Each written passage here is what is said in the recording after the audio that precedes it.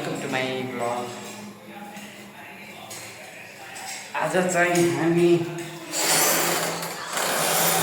यता तिहारको रोटी पाक्दैछ। मम्मी रोटीको नाम के हो भनिदिनुहोस् त। यो जुम्ली अन्डसा। कहाँ जुम्लाबाट आएको हो?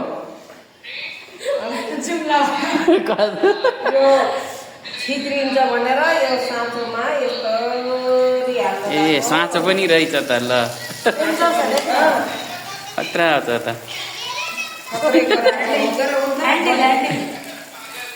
ह्यान्डलबाट त खतरा बनेछ त। अन्त चुच्चा र चुच्ची भएछन्। त्यो बिना साँचोको भएर त्यस्तो भएको हो। अब कस्तो भन्छ है। ल है गाइस अब हेर्नु कस्तो भन्छ।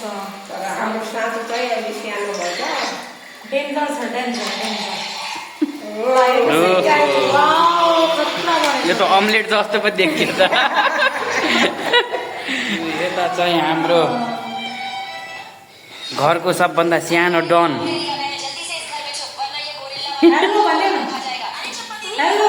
मोबाइल भइ पुग्छ उहाँलाई। न पढ्न पर्छ न खान पर्छ। अब अरू के रोटी पकाउन बाँकी छ?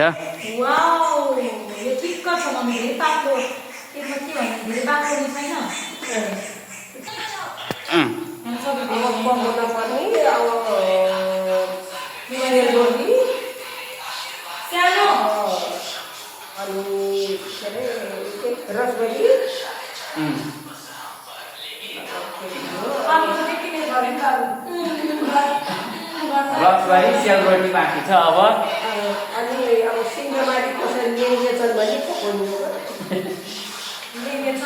अब लगभग तिहारलाई सबै तयारी भइसक्यो हाम्रो।